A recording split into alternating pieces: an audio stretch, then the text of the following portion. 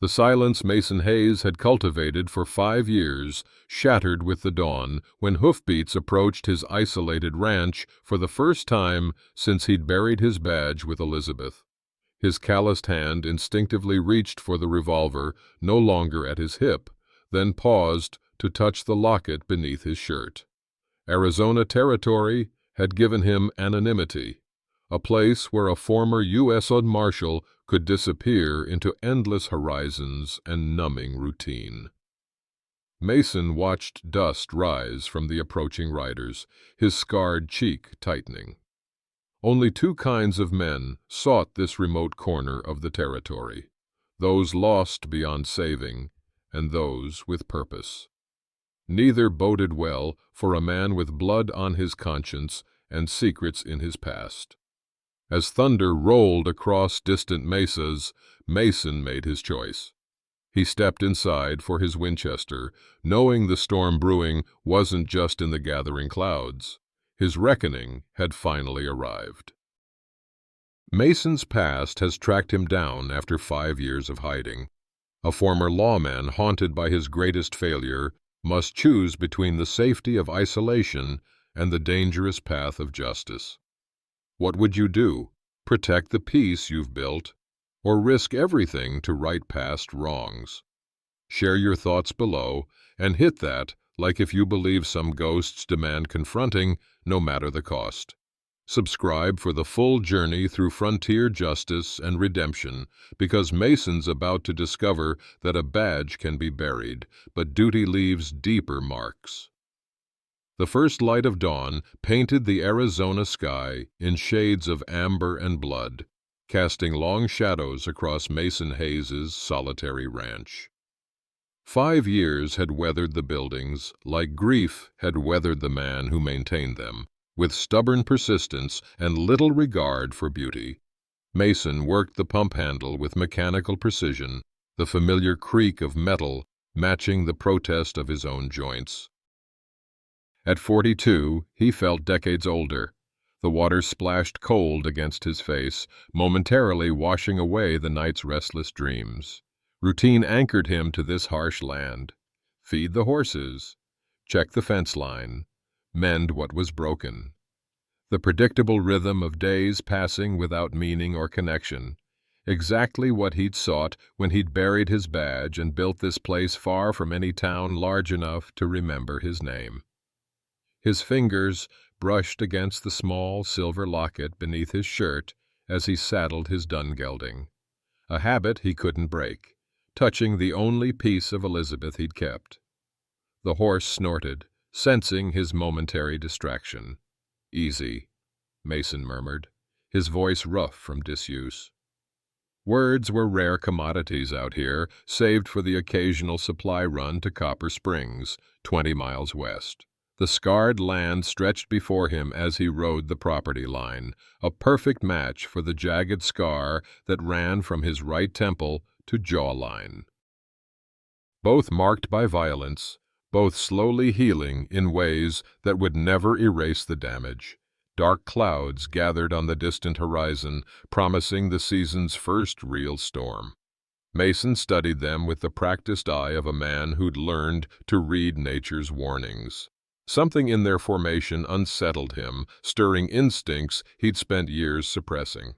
The distant thunder that reached his ears wasn't from the clouds. Riders approaching fast from the east. Lightning split the sky as Mason loaded the Winchester. The storm had brought more than rain. 2 riders circled his property, thinking themselves hidden by darkness and downpour. Amateurs. 5 years of solitude hadn't dulled the instincts that had once made him one of the territory's most respected marshals. Mason extinguished the lamp with a quick breath and moved silently to the window.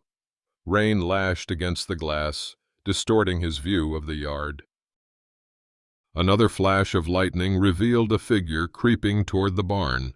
"Hayes!" a voice called out, barely audible above the storm. "We know you're in there." Mason's finger rested lightly on the trigger. They knew his name, not the anonymous rancher he pretended to be, but Hayes, Marshal Hayes. The first shot shattered his window, sending glass skittering across the wooden floor.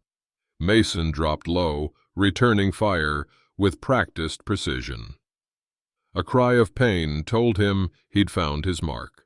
The second man burst through the door, six-shooter blazing. Mason rolled behind the heavy oak table, feeling the burn as a bullet grazed his shoulder. The attacker's face was hidden beneath a sodden bandana, but his movements betrayed his youth and inexperience. Their struggle was brief and violent. When it ended, Mason stood over the dead man, his own breath coming in ragged gasps. Blood mixed with rainwater on the floor, some his, most not. With careful movements, Mason pulled down the dead man's collar, revealing what he both expected and dreaded: a crude tattoo of 3 interlocked letters. RKD, Raymond Dawson's gang. The men he'd failed to bring to justice 5 years ago. The men who had killed Elizabeth. Mason's hand closed around the locket beneath his shirt. Impossible. Dawson was supposed to be dead. Dawn broke clear and cold after the storm. Mason tracked the blood trail from his cabin, following the path of the wounded man who'd escaped. The trail ended abruptly at his eastern property line. Horse tracks showed where an accomplice had waited. Mason knelt, studying the churned mud. 3 horses total, 1 rider seriously wounded. They'd head for medical help, which meant Copper Springs or north to Phoenix. As he turned to head back, something caught his eye: a disturbance in the earth near a cluster of mesquite. Not animal tracks. Something had been dragged. The burlap sack was half buried in mud, its contents still. Mason approached cautiously, Winchester ready. With the barrel, he nudged the sack open, revealing a woman's battered face. Her eyes fluttered at the sudden light, alive, barely. "Don't move," Mason said, immediately assessing her injuries. Bruised face, split lip, possible broken ribs from the way she breathed. "I'm going to help you." Her hand shot out with surprising strength, gripping his wrist. "Mason Hayes," she whispered, her voice raw. "Thank God." Mason froze. "How do you know my name?" "Elizabeth," she managed, before a coughing fit took her words. Blood flecked her lips. The name struck him like a physical blow. 5 years since he'd heard anyone speak of his wife. 5 years of silence and guilt. He gathered the woman carefully, noting her quality clothing beneath the dirt and blood. Not a local. Her fingers clutched a torn piece of paper that he gently pried loose, a partial document with an official territorial seal. "Hold on," he told her, though he wasn't sure she could hear him anymore. As he carried her toward the cabin, the weight of the past settled across his shoulders once more. His reckoning had finally arrived. The woman drifted in and out of consciousness as Mason tended her wounds. He'd seen enough injuries during his years with the marshals to recognize professional brutality. These weren't random blows, but calculated pain. Someone had wanted information. He cleaned the gashes on her face with whiskey, noticing the careful way she'd been left alive. A message, then. But for whom? By mid-afternoon, her fever broke. Mason looked up from cleaning his revolver to find her watching him with clear, intelligent eyes. "Water," she whispered. He helped her drink, studying her face. Mid-30s, educated from her speech, with a determination that reminded him of Elizabeth. "My name is Eleanor Reed," she said after a moment, her voice stronger. "I've been looking for you for almost a year." "You found me," Mason replied flatly, "though I'm curious how you know who I am." "You're exactly as Elizabeth described you." A sad smile touched her split lip. "Except for the scar." Mason's hand tightened on his gun. "You have 1 minute to explain how you know my wife's name before I throw you back out there." "I'm Eleanor Reed," she repeated. "My sister Margaret was among the women taken during that raid. The raid where Elizabeth died." The memories crashed through Mason's carefully constructed walls. The botched raid on Dawson's compound, the screams, Elizabeth's body. "Margaret Reed," he said slowly. "The schoolteacher." Eleanor nodded. "Judge Prescott has been working with Raymond Dawson for years." Land theft, intimidation, murder, all hidden behind legal paperwork. Her hand trembled as she reached for the torn document. Elizabeth was investigating them when she died. She wasn't just in the wrong place.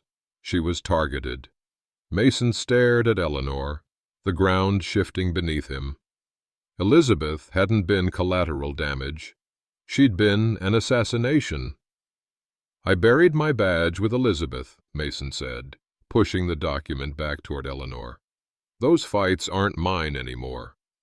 Eleanor's eyes hardened despite her injuries. "Then why keep her locket? Why hide out here instead of moving on?"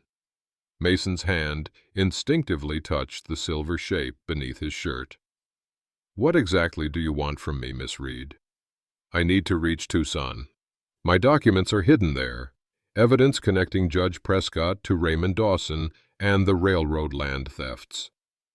Eleanor struggled to sit straighter, wincing with the effort. "Dawson's men caught me in Phoenix." "They wanted my source." "And yet you're alive." "I convinced them I'd hidden the evidence. They were bringing me back to Dawson when I escaped during the storm." Her gaze was unflinching. "They'll be back. For both of us now." Mason moved to the window, scanning the horizon. No dust clouds yet, but they'd come. RKD wasn't known for leaving loose ends. "Tucson's 3 days' hard ride," he said. "In your condition, longer." "I'm stronger than I look, Mr. Hayes." "It's not your strength I question, but your sanity. Dawson's influence reaches all through the territory. And if Prescott's involved—" Mason shook his head. "The judge controls every circuit court from here to the border." Eleanor pushed herself to her feet, swaying slightly. "Elizabeth believed you were a man who stood for something.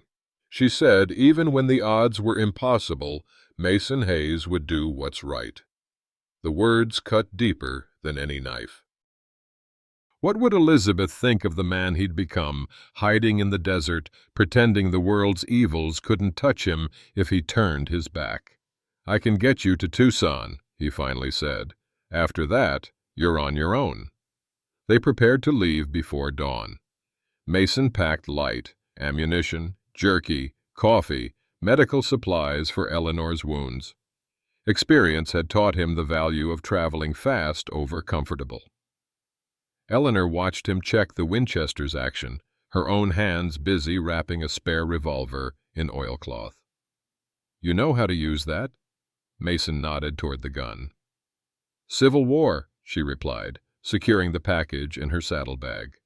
"Volunteered as a nurse. Petersburg. You learn quickly in field hospitals." Mason reassessed her with new respect. A nurse who'd seen battle explained her calm in the face of injuries that would have most women bedridden. "The documents in Tucson," he said, saddling his gelding. "What exactly—" He froze, hand raised for silence. In the pre-dawn stillness, the sound of approaching riders carried clearly. 3, maybe 4. "Back door," he whispered. "Horses are ready behind the barn." They moved with quiet efficiency, Eleanor following his lead without question. The pain of her injuries showed only in the tightness around her eyes. The first shots came as they reached the horses. Mason pushed Eleanor toward cover, drawing his Colt in the same motion. 2 riders appeared at the corner of the barn, silhouetted against the lightening sky.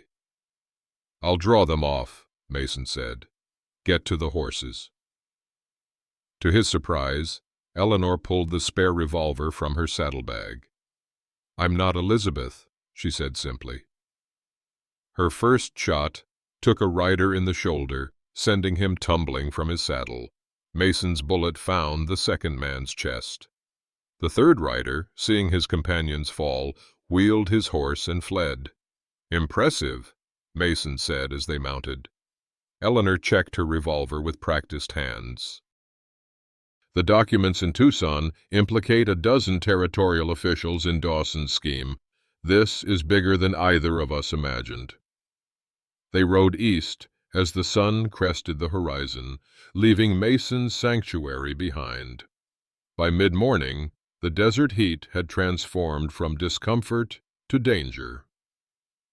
Mason led them into a narrow canyon where shadows offered temporary relief.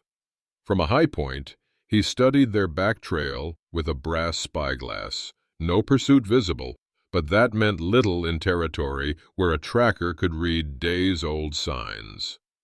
"We need to discuss strategy," Eleanor said, consulting a small journal she'd kept hidden in her boot. "Tucson is the obvious destination. They'll have men watching the main trails." Mason nodded, impressed by her foresight. "There's an old Apache path through Devil's Canyon. Adds a day, but few white men know it. And the ones who do aren't friends with Dawson or the law." Mason accepted the canteen she offered, their fingers briefly touching in the exchange. "You said you were a nurse, then a journalist. How does someone make that transition?" Eleanor's expression softened slightly. "After the war, I wanted truth to prevent more bloodshed. Turns out the pen draws just as much danger as the sword. And your investigation led you to Prescott. It started with land transfers, small ranchers forced out, coincidentally along the proposed Southern Pacific route. Perfect for speculation if you knew where the tracks would go." Her eyes narrowed. "Judge Prescott approved every sale, often after Dawson's men paid visits to reluctant sellers." Mason studied the map she produced from her journal, noting the careful documentation. "Elizabeth found the same pattern," he said quietly. "She contacted me 6 months before the raid." "We were corresponding about the evidence." Eleanor's voice caught. "Her last letter mentioned bringing you into her confidence that week." The weight of timing crushed against Mason's chest. Elizabeth had died before she could tell him, before he could have protected her. "We've lost too much time already," he said, refolding the map. "We ride in 10 minutes. Eagle Pass narrowed to barely 10 feet wide, high walls of red stone rising on either side. Perfect ambush territory. Mason dismounted, studying the ground. "Someone's been through here recently." He pointed to subtle indentations in the sandy soil. 4 men waiting ahead. Eleanor scanned the canyon walls. "Options? Not many, too exposed to go back. Then we make them come to us." Eleanor's eyes held a tactical clarity that matched his own thinking. Mason nodded. "There's a bend 50 yards ahead. I'll draw their fire. You circle behind using that dry creek bed." They separated with practiced efficiency, as if they'd worked together for years instead of hours. Mason led the horses forward at a deliberate pace, Winchester ready across his saddle.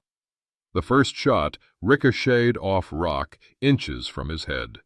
He slid from the saddle, taking cover behind a boulder as bullets peppered his position. "Give it up, Hayes," a voice echoed through the canyon. "We just want the woman and whatever she's carrying." Mason fired twice toward the voice, forcing the speaker into cover. 3 more rifles opened up from different positions, a coordinated team, not random pursuers.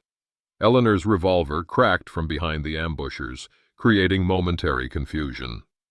Mason used the distraction to advance, dispatching 1 gunman with a clean shot. The remaining attackers fell back, caught between 2 fires. A bullet grazed Mason's arm, burning like a branding iron. He lined up on the lead attacker, a familiar face from Dawson's inner circle.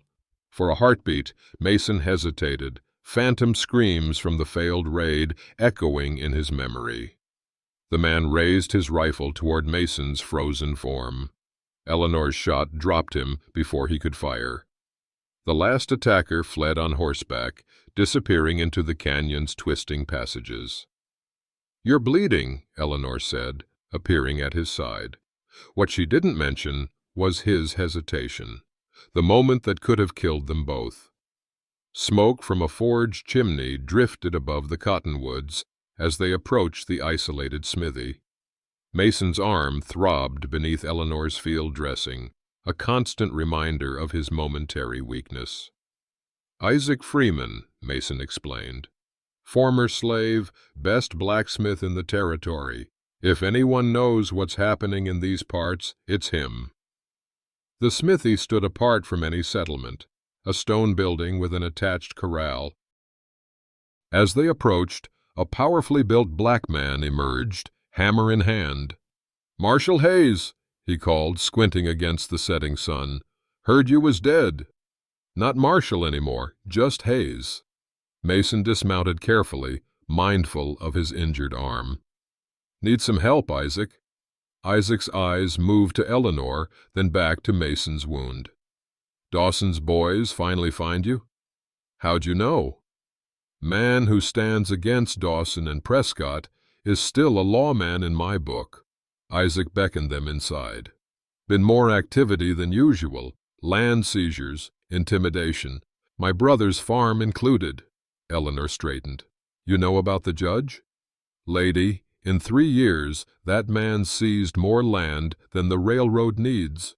All legal on paper, all backed by Dawson's guns." Isaac stoked his forge. "What brings you back to the fight, Hayes?" Mason nodded toward Eleanor. "Miss Reed has evidence in Tucson. Enough to bring down Prescott and Dawson both." Isaac considered this while expertly examining Mason's wound.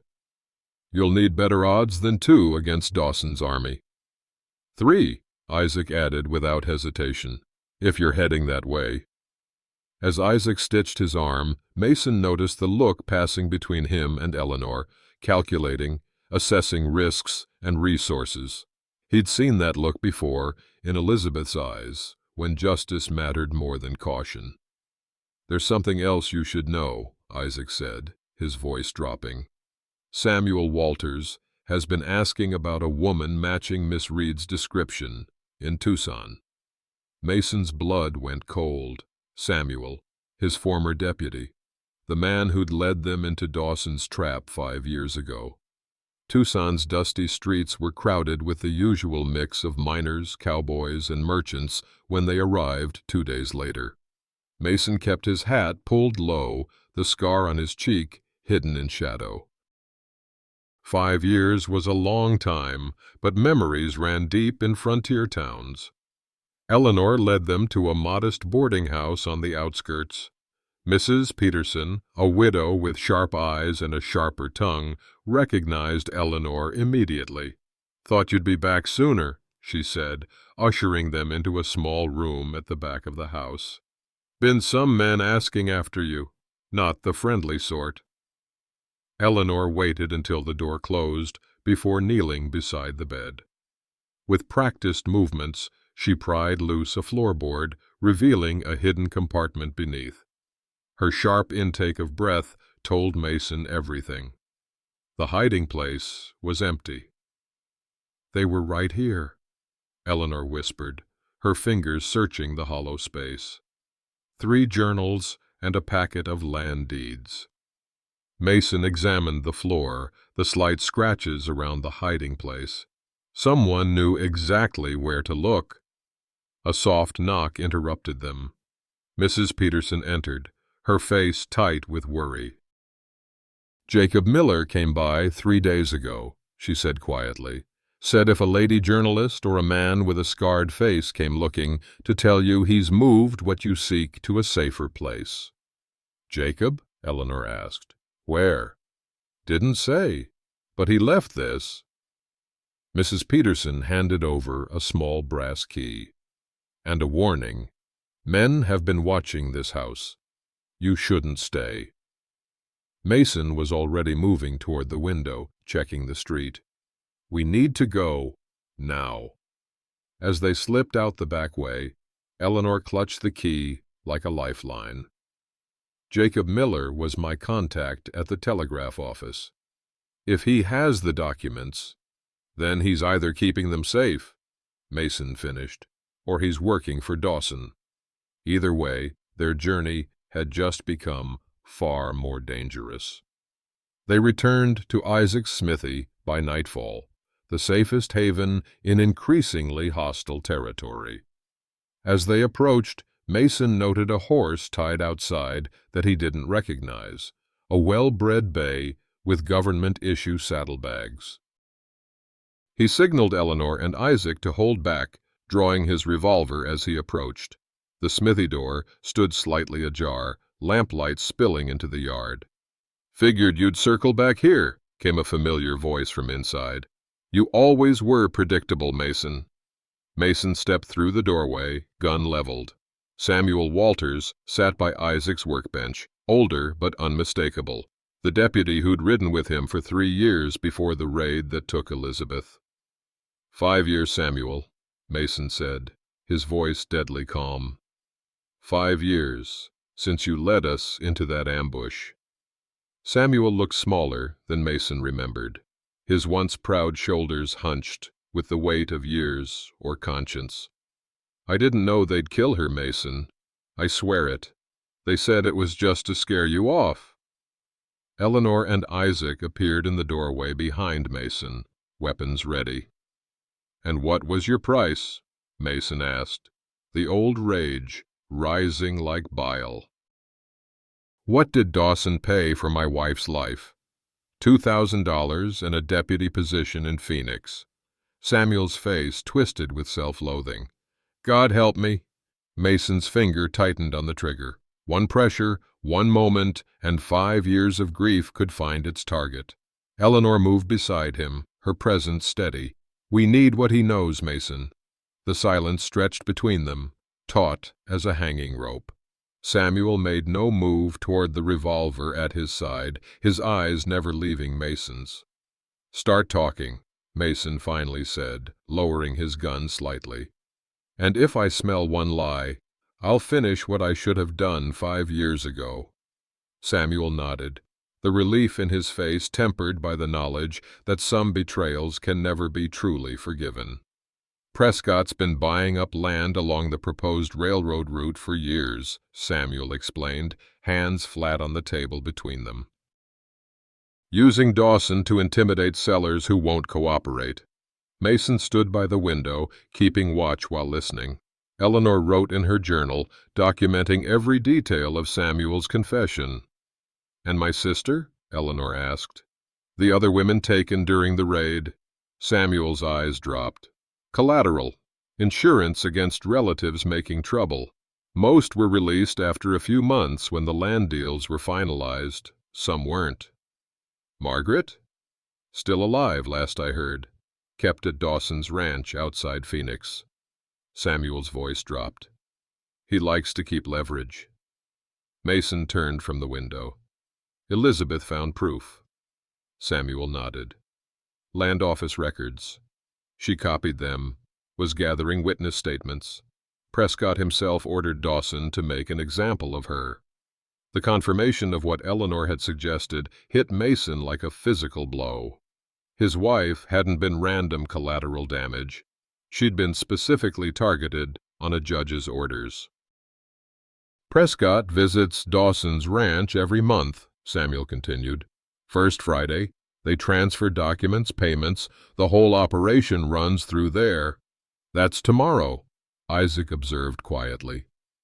Samuel produced a folded paper from his vest, a hand-drawn map of Dawson's ranch. "Security's doubled since your last visit, Mason. 20 men minimum. But there's a weak point here, behind the stables." "Why are you helping us?" Eleanor asked, suspicion clear in her voice. "Because I've spent 5 years watching them destroy people's lives. Samuel looked directly at Mason. And because I owe a debt that can't be repaid. Mason studied the man who had once been his trusted deputy, searching for deception and finding only exhausted regret. "If you're lying," Mason said quietly, "I'll find you." "I'm counting on it," Samuel replied. "One way or another, I need this to end." Isaac's warning whistle cut through their conversation. Mason moved to the window, watching as a lone rider approached the smithy at a cautious pace. "Older man," he reported, "carrying saddlebags, moving like he's nervous." Eleanor joined him at the window. "It's Jacob," she breathed. "Jacob Miller." They arranged themselves strategically, Mason behind the door, Isaac near his hammer, Eleanor visible as bait. Samuel remained seated, hands where they could be seen. Jacob Miller entered cautiously, telegraph messenger's bag slung across his chest. His eyes widened at the gathered group. "Miss Reed," he said, relief evident in his voice. "I've been tracking you since Tucson." "The documents?" Eleanor asked immediately. Jacob produced a leather pouch from his bag. "Safe, but incomplete. These show the railroad survey maps and fraudulent claims, but the transaction records are at Dawson's ranch," Mason finished. Samuel confirmed it. Jacob Miller was a small man with the watchful eyes of someone accustomed to handling sensitive information. He studied Mason with open curiosity. "Then we have half the puzzle," he concluded. "Enough to suspect, not enough to convict." They gathered around Isaac's workbench, spreading out the documents. Mason recognized Elizabeth's handwriting on several pages, neat annotations connecting property seizures to railroad development plans. A wave of pride mingled with his grief. "Judge Prescott arrives tomorrow evening," Samuel said, indicating a location on his map. "The transaction records will be accessible during their meeting. Everything in one place." Eleanor traced the route with her finger. "If we can get those records and combine them with these documents, we'd have complete proof of the conspiracy." "And enough to free Margaret," Jacob added quietly. Mason felt the weight of 4 pairs of eyes on him, waiting, assessing, hoping. The path forward was clear and deadly. Dawson's ranch, the place where Elizabeth had died. The site of his greatest failure. A boy burst through the door before Mason could respond, clutching a telegram with frightened eyes. "Urgent wire for Miss Reed," the boy gasped, holding out the yellow paper. "From Phoenix." Eleanor took the telegram, her hand steady until she began reading. The color drained from her face. "Have your sister," she read aloud. "Exchange her life for documents. Come alone to Dawson Ranch. 3 days." Mason took the telegram, studying the signature. "It's a trap." "It's Margaret," Eleanor countered, her voice tight with controlled fear. "I have to go." The room fell silent, the implications clear to everyone. Dawson was forcing their hand, using Margaret Reed as bait for both Eleanor and the documents that could destroy him. "We go," Mason said finally, "but not alone and not unprepared." Isaac nodded toward the map. "I can provide tools for the locks and gates. Have some special ammunition that might help." "I'll create a diversion at the telegraph office," Jacob offered. "Send messages that will draw attention elsewhere." Samuel studied the map, pointing to guard positions. "They'll expect an approach from the north. Coming in from the canyon to the east would be unexpected." Mason began outlining a plan, his tactical mind engaging fully for the first time in years. As he spoke, detailing entry points and contingencies, he felt a momentary hesitation, a flash of memory from the last raid, the weight of failure. Eleanor noticed the pause, her eyes narrowing slightly. "This won't be like last time," Samuel said quietly, reading the tension. "We know what we're facing now." Mason nodded, pushing aside the shadow of doubt. "We move at dawn. Isaac, Samuel, prepare whatever supplies we need. Jacob, send your misleading telegrams tonight." As the men dispersed to their tasks, Eleanor approached Mason. "Can you do this?" she asked directly. "Face Dawson again?" The question hung between them, honest and unavoidable. Mason's answer would determine if justice for Elizabeth and Margaret was finally possible. Blood stained the bandage Eleanor wrapped around Mason's arm. Their attempt to scout Dawson's northern approach had gone wrong an hour earlier. An unexpected patrol, gunfire exchanged, a narrow escape into the foothills. "This is the second time you've patched me up," Mason observed, trying to distract from the sting of whiskey on the wound. "And the second time you hesitated when facing Dawson's men." Eleanor's voice remained professional, but her words cut deep. "You froze. When that shooter had me in his sights, you froze." Mason stared into the small campfire, the shadows painting his scarred face in harsh relief. "It won't happen again. That's not good enough." Eleanor tied off the bandage with a sharp tug. "Margaret's life depends on you. Elizabeth's justice depends on you. Don't you think I know that?" The words escaped more forcefully than he intended. Eleanor sat back, studying him with the clinical detachment of a battlefield nurse. "What really happened during that raid, Mason? Not the official story, not what Samuel told you. What happened to you?" The question hung in the cooling night air. Mason had spent 5 years burying the truth beneath layers of guilt and isolation. Even now, with Elizabeth's killer within reach, the old paralysis threatened to return at critical moments. "I thought I was past this," he said finally. "You're not." Eleanor's voice softened slightly. "And if you go into Dawson's ranch carrying whatever this is, you'll get us all killed." Mason looked up at the stars, so clear in the desert night. 5 years of running, and the past had found him anyway. Perhaps it was time to face it. "We had good intelligence," and he began, the words coming with difficulty. 12 men, including Dawson. Sheriff Morrison took the front. I led 5 deputies around back." The fire had burned down to embers, casting just enough light to see Eleanor's face across the dying flames. Mason's untouched coffee had grown cold beside him. "What went wrong?" Eleanor prompted when his silence stretched too long. "I went wrong." Mason's voice was hollow. "We breached the door. First man I saw had a woman in front of him, gun to her head." "Elizabeth?" "No, a stranger." The shame burned hotter than his wound. I hesitated, just for a second, but it was enough. They got the drop on us, cut us down. By the time I fought my way to the main house, Elizabeth was already dead. Eleanor's silence was neither judgment nor absolution, just patient waiting. "I keep seeing it," Mason continued, unable to stop now that the dam had broken. "That moment of hesitation. If I'd fired immediately, if I'd been faster, Elizabeth might still be alive. Those women, Margaret included, might never have been taken."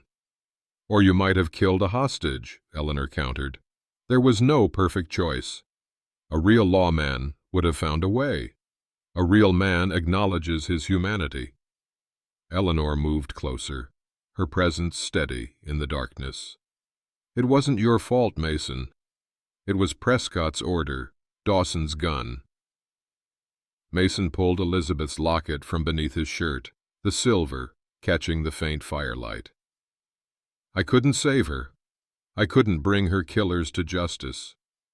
What kind of husband does that make me? What kind of lawman? A human one, Eleanor said simply, her hand resting lightly on his arm, not flinching from his guilt or his scars. And the only one who can help me save Margaret now. In that moment of connection, Mason realized he'd spent 5 years punishing himself for being human, and that perhaps Elizabeth had loved him not despite his humanity, but because of it. The pre-dawn chill settled around them as Eleanor retrieved a small leather-bound book from her saddlebag. Mason, who had dozed fitfully after his confession, woke instantly at her movement. "Jacob had this with the other documents," she said, holding out the journal. "I was waiting for the right time." Mason recognized the handwriting immediately. Elizabeth's. The journal's leather cover was worn smooth from handling. Mason took it carefully, as if it might dissolve at his touch, a ghost made tangible. "She documented everything," Eleanor explained softly. "The land transfers, the payoffs, Prescott's meetings with Dawson." Mason opened to a page marked with a faded ribbon. Elizabeth's neat handwriting filled the margins around land transfer records, connecting names and dates with meticulous attention to detail. "Judge Prescott approved another seizure today," Mason read aloud. "The Wilkins farm makes 12 properties along the proposed railroad route. All legal on paper, all backed by Dawson's threats." He turned the page, finding a passage that stopped his breath. Mason would stand against this corruption if he knew. His badge means something true in a territory built on lies. She had believed in him, not just as her husband, but as a lawman committed to justice. And she had died before ever telling him what she'd discovered. "She was proud of you," Eleanor said quietly. Mason closed the journal carefully, a strange calm settling over him. For 5 years, he'd imagined Elizabeth's disappointment in his failure, never once considering she might have understood better than anyone the burden he carried. From his saddlebag, Mason withdrew the tarnished U.S. Marshal's badge he'd kept all these years, not buried with Elizabeth after all, but carried as both penance and reminder. "We leave in an hour," he said, tucking the badge into his vest pocket. "Time to finish what Elizabeth started." The first light of dawn broke over the eastern hills, painting the desert in shades of possibility. The small settlement of Copper Springs consisted of little more than a general store, stables, and a saloon that doubled as the only lodging in town. Mason led their small group, Eleanor, Isaac, and Jacob, toward the weathered building, the marshal's badge now visible on his vest. "3 men inside," he murmured. "Corner table, playing cards." Eleanor glanced at him questioningly. "Old friends," Mason explained, "if they're still breathing." The saloon fell silent as they entered, conversations suspended mid-word. The piano player missed a note, his eyes widening at the sight of Mason Hayes wearing a badge again. In the corner, 3 hard-looking men paused their card game. The oldest, a gray-bearded man with a twisted scar across his nose, spoke first. "Hayes, heard you hung up your badge." Picking it back up, one last time. The 3 exchanged glances, a wordless communication born of years riding together. "Dawson and Prescott?" the bearded man asked. "That's suicide." "Maybe," Mason agreed. "But a woman's life hangs in the balance, and it's time Prescott answered for Elizabeth." At the mention of Elizabeth's name, the men's expressions hardened. They had all known her, respected her. The youngest of the 3 slid a Colt Army revolver across the table. "Still got that gun you gave me when I joined the Marshals. Might need it back." "What John means," the bearded man clarified, "is that we're with you." "Dawson's overdue for a reckoning." Mason nodded his thanks, feeling a weight lift that he hadn't realized he'd been carrying. He wasn't alone anymore. "Dawson's ranch," he said. "Tomorrow night." One by one the men stood, pushing back chairs and gathering weapons. Outside, thunder rolled across the distant mountains, a storm gathering, much like the justice that had been 5 years delayed. They gathered in the back room of the saloon, surrounding a table where Samuel's map of Dawson's ranch lay illuminated by oil lamps. 8 people now formed their unlikely alliance: Mason, Eleanor, Isaac, Jacob, and the 3 former lawmen, John Wilcox, Daniel Cooper, and Henry Blackwood. "Dawson keeps his records in the study, East Wing," Mason explained, pointing to the map. "Margaret's likely held in the cellar." "I need to get to Margaret," Eleanor said firmly. "Isaac will go with you," Mason decided. "I'll handle Dawson and the records." Daniel Cooper, who had been studying the map intently, looked up. "And Prescott, he's scheduled to visit tomorrow night." "2 birds," Mason said grimly. "1 stone." Isaac pointed to the southern approach. "Service entrance here is least guarded.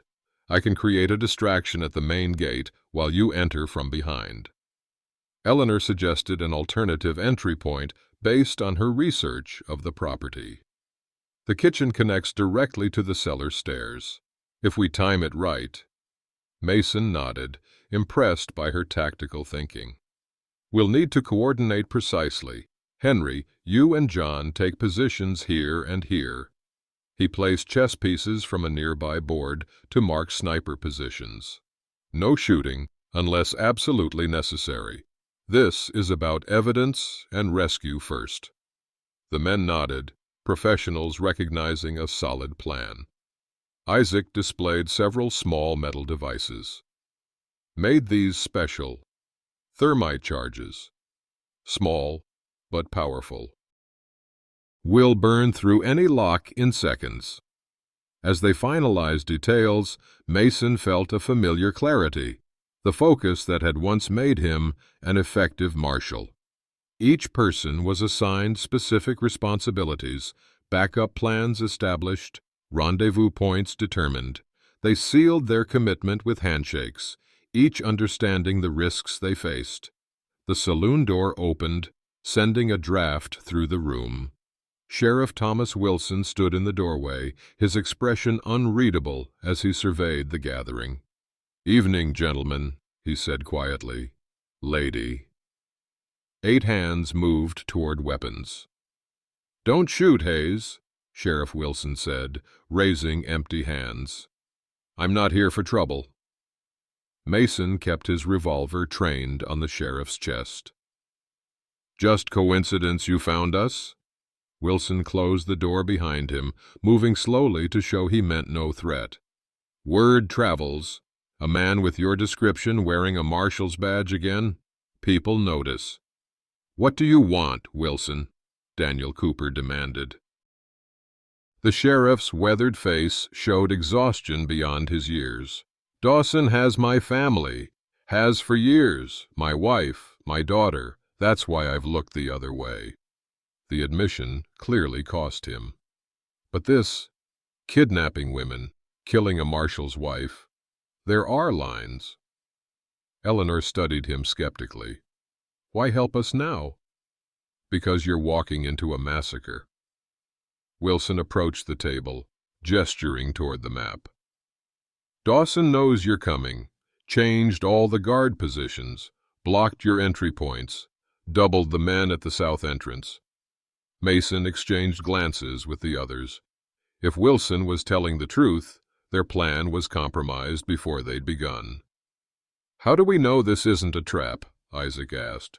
Wilson placed his badge on the table. "Because my conscience can't take any more deaths, and because Dawson's holding my family in the same cellar as Margaret Reed." The silence that followed was heavy with calculation and decision. Mason studied Wilson's eyes, searching for deception and finding only weary resolve. "Show us the new positions," Mason said finally. Wilson pointed out the changes on the map, explaining the reinforcements and revealing a previously unknown tunnel connecting the main house to the stables. Mason revised the plan with quick, decisive changes, adjusting roles and entry points. "We move before dawn," he announced. "Not after, as they'll expect. Everyone get what rest you can. It ends tomorrow." The room emptied quickly. Preparations underway. The storm was no longer gathering. It had arrived. Pre-dawn darkness shrouded Dawson's ranch as 4 silhouettes moved through the ground fog. Mason led the way, Eleanor close behind, with Isaac and Wilson following. The other men had already taken positions surrounding the property, a net closing on Dawson's operation. The main house loomed ahead, a few windows still lit despite the early hour. Guard rotations, Mason knew, always weakest before dawn when alertness ebbed. He raised a hand, halting their progress at the edge of visibility. Ahead, a guard patrolled the stable area, rifle cradled in his arms. "Remember," Mason whispered. "Eleanor and Isaac to the cellar for Margaret and Wilson's family. I'll secure the study and the evidence." Eleanor checked her revolver one final time. 3 minutes after the first shot. "If we're not at the rendezvous in 20 minutes... "We will be," she interrupted, certainty in her voice. Mason studied her face in the dim light, seeing the same determination that had driven Elizabeth. Different women entirely, yet connected by an unyielding pursuit of justice. Isaac patted the satchel containing his tools and charges. "Ready when you are." They synchronized pocket watches, a final connection before separating. Eleanor's hand briefly touched Mason's arm, a gesture conveying more than words could. With practiced stealth, Mason neutralized the perimeter guard, a swift, silent takedown that wouldn't raise alarms. He signaled the others forward, watching as Eleanor and Isaac disappeared toward the cellar entrance. Mason drew his badge from his pocket, running his thumb over the tarnished surface before pinning it to his vest. Not just a symbol now, but a promise renewed. Mason entered the main house through the kitchen, moving like a shadow through the sleeping building. 2 guards dispatched with quick efficiency, one unconscious, one bound and gagged. The study door stood ajar, light spilling into the hallway. Voices drifted from within, one smooth and cultured, the other rough with arrogance. Prescott and Dawson, already meeting despite the early hour. Mason checked his pocket watch. Perfect timing. "Must move the operation," Prescott was saying. "Hayes, gathering men means..." Mason kicked the door fully open, revolver leveled. "It means your time's up." Raymond Dawson looked older than Mason remembered, silver streaking his beard, face lined with years of cruelty. Judge Prescott stood frozen beside a desk covered with documents, his judicial dignity absurdly out of place. "Hayes," Dawson recovered first, smiling coldly. "Should have known Samuel would talk eventually." "Raymond Dawson, Judge Prescott," Mason announced formally.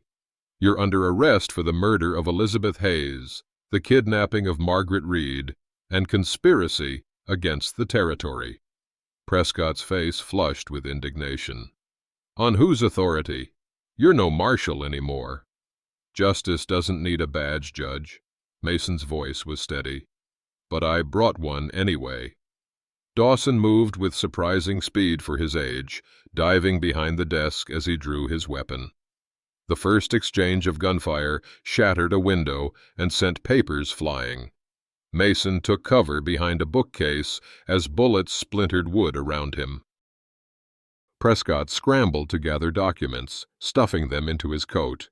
The confined space filled with gun smoke as Mason methodically returned fire, driving Dawson back from position to position. A bullet grazed Mason's shoulder, but he barely felt it through the clarity of purpose.